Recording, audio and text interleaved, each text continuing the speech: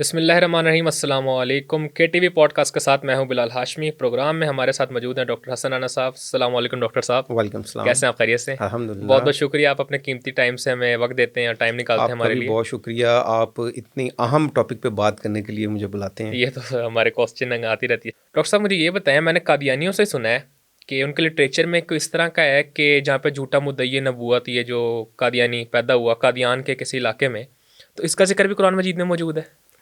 ہاں بلال، یہ آپ نے جس طرف اشارہ دیا ہے نا، پہلے بھی ہم اپنے پروگرامز میں مرزا غلام قادیانی کے جو جھوٹ ہیں اس سے متعلق ریفرنسز پیش کرتے رہتے ہیں، کے ٹی وی پوڈ کاسٹ میں بھی اور دیگر پروگراموں پہ بھی کے ٹی وی میں.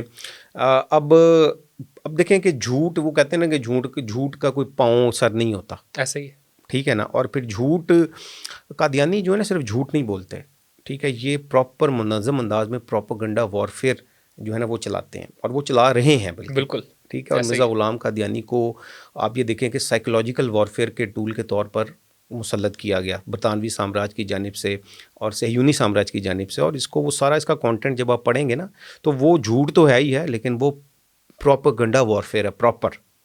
ٹھیک ہے. تو اب میں چند آپ کے سامنے مزید جھوٹ جو ہیں وہ بھی آپ کے رکھ دیتا ہوں، اور جس ریفرنس کا آپ نے ذکر کیا نا وہ بھی میں بتاتا ہوں. لیکن اس سے پہلے میں مرزا غلام قادیانی کے چند اور جھوٹ آپ کے سامنے میں اس کے ریفرنس بھی پیش کرنا چاہوں گا. مرزا غلام قادیانی لکھتا ہے، اور اس شخص کو یعنی مسیح موعود یعنی مرزا غلام قادیانی کو تم نے دیکھ لیا جس کے دیکھنے کے لیے بہت سے پیغمبروں نے بھی خواہش کی تھی. 40 مندرجہ روحانی خزائن جلد 17 پیج 442. بلال، اب بنتا تو یہ ہے کہ قادیانیوں کے سامنے ہم یہ کویسچن رکھیں کہ ہمیں وہ دکھائیں یہ جو مرزا غلام قادیانی نے جھوٹ بولا ہے کہ نعوذ باللہ سابقہ پیغمبروں نے بھی یہ خواہش رکھی تھی کہ وہ مرزا غلام قادیانی کو دیکھیں، نعوذ باللہ. تو یہ جو اس نے یہ جو بیان کی ہے بات، اس سے متعلق ثبوت مہیا کریں نا وہ، لیکن وہ کر ہی نہیں سکتے کیونکہ موجود ہی نہیں ہے. کیونکہ یہ جھوٹ ہے. ٹھیک ہے. تو میں آپ کے سامنے ایک اور بھی ریفرنس پیش کرتا ہوں. اور یہ بھی یاد رہے کہ قرآن شریف میں بلکہ توریت کے بعض صحیفوں میں بھی یہ خبر موجود ہے کہ مسیح موعود کے وقت طاعون پڑے گی، بلکہ حضرت مسیح علیہ السلام نے بھی انجیل میں یہ خبر دی ہے. کتاب کشتی نوح مندرجہ روحانی خزائن جلد 19 صفحہ 5. اب مجھے یہ بتائیں کہ قرآن مجید میں یہ کہاں لکھا ہوا ہے کہ مرزا غلام قادیانی مطلب مسیح موعود لکھا ہوا ہے نا، اس سے مراد مرزا غلام قادیانی ہے نا، تو اس کے دور میں طاعون پڑے گا. اور میں آپ کو ہم کسی اور ویڈیو میں اس پہ تفصیلاً بھی ڈسکس کریں گے کہ مرزا غلام قادیانی نے یہ طاعون سے متعلق بھی نا پیش گوئی کی تھی. یعنی اس نے یہ کہا تھا کہ چونکہ میں اللہ کا نبی اور رسول ہوں تو جو قادیان جہاں میں رہتا ہوں نا، تو اللہ تعالیٰ اس کو طاعون سے محفوظ رکھیں گے، یہاں طاعون نہیں آئے گا. اور جبکہ مرزا غلام قادیانی نے خود یہ اعتراف کیا کہ مجھے بھی یہ گلٹی نکل آئی ہے اسی دور میں. اور کئی والے ایسے موجود ہیں کہ جہاں پہ قادیان اور ارد گرد بھی طاعون پھیل گیا. یعنی یہ بھی ایک بہت بڑا جھوٹ ہے. لیکن چونکہ آج کا ہمارا یہ ٹاپک نہیں ہے، اب میں آپ کے سامنے وہ ریفرنس پیش کرتا ہوں جو آپ نے ڈسکس کیا جس سے متعلق نا، جس میں آپ نے پروگرام کے شروع میں مجھ سے کویسچن کیا کہ قرآن مجید میں قادیانی کہتے ہیں کہ قادیان جو شہر ہے انڈیا کا جہاں مرزا غلام قادیانی نے نبوت کا جھوٹا دعویٰ کیا اور جہاں وہ پیدا ہوا، اس کا نام قرآن مجید میں موجود ہے. ٹھیک ہے. اس سے متعلق بھی ریفرنس میں آپ کے سامنے پیش کرتا ہوں. ضرور.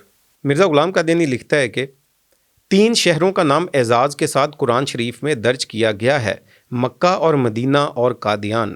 کتاب ازالہ اوہام حصہ اول مندرجہ روحانی خزائن جلد 3 صفحہ 140. یہ وہ جو آپ نے پروگرام کے شروع میں ذکر کیا، تو یہ ریفرنس موجود ہے. ٹھیک ہے. اب سوال اب آپ کو چاہیے کہ آپ بھی کبھی جو قادیانی اگر کوئی آپ کے سامنے یہ بات کرے تو آپ کو یہ ریفرنس پیش کرنا چاہیے کہ مرزا غلام قادیانی نے لکھا ہے کہ 3 شہروں کے نام اعزاز کے ساتھ جو ہے نا قرآن مجید میں بتایا جائے، مکہ، مدینہ اور قادیان. تو ہمیں دکھا دیں قادیان کہاں ہیں. ایسا ہی ہے نا، ہمیں دکھائیں نا کہ قادیان کہاں ہیں. اب پھر میں بہت ساری باتیں میری ریپیٹ اس لیے بھی ہو جاتی ہیں کہ میں ان کو یہ کہوں گا کیونکہ وہ ابھی جو ہم پروگرامز کر رہے ہیں اس کے پروگرامز کے نیچے بھی اگر آپ جا کے دیکھیں نا تو قادیانیوں نے گالیاں لکھی ہوئی ہیں، ایسا ہی ہے، برے کامنٹس لکھے ہوئے ہیں، بد دعائیں لکھی ہوئی ہیں. ٹھیک ہے. میری فیملی کو گالیاں لکھی ہوئی ہیں، کے ٹی وی کی ٹیم کو گالیاں لکھتے ہیں. تو بھائی وہ گالیاں نہ لکھیں، ہم تو ان سے کویسچن کر رہے ہیں کہ بھائی انہوں نے مرزا غلام قادیانی نے لکھا ہے کہ اعزاز کے ساتھ قرآن شریف میں 3 شہروں کے نام ہیں، ان میں قادیان بھی ہے. تو ہمیں دکھائیں قرآن شریف میں قادیان کہاں لکھا ہوا ہے. دیکھیں نا کہ وہ دکھا ہی نہیں سکتے, ایسا موجود ہی نہیں ہے. جھوٹ تو ایک بہت چھوٹا لفظ ہے نا.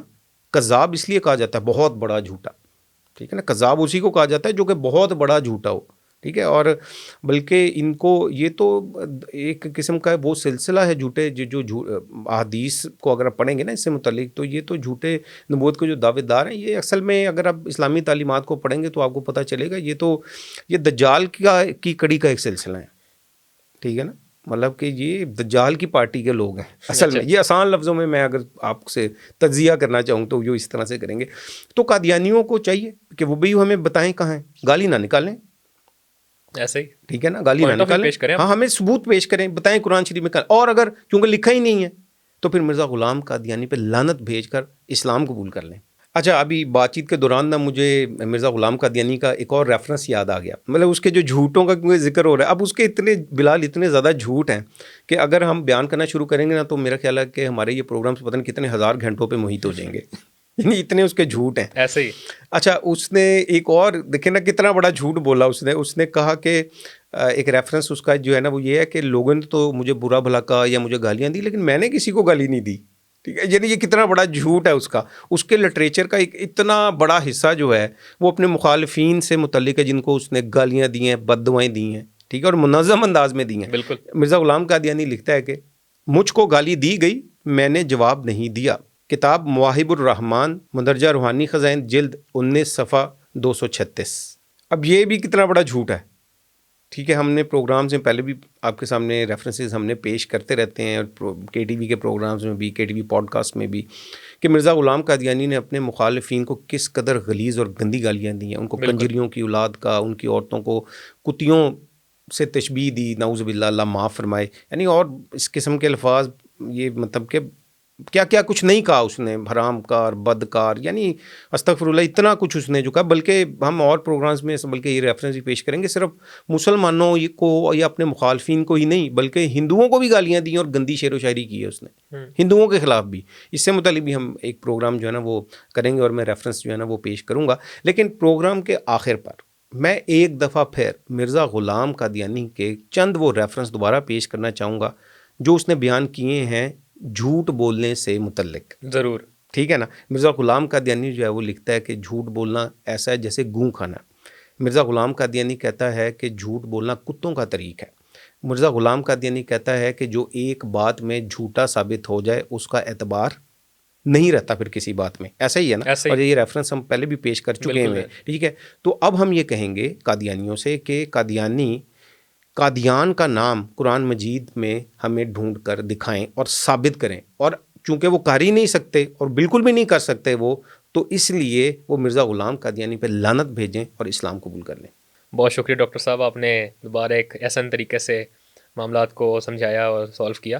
ناظرین, یہ تھی آج کی پوڈ کاسٹ. اگلی پوڈ کاسٹ تک کے لیے بلال ہاشمی کو دیجیے اجازت. اللہ حافظ.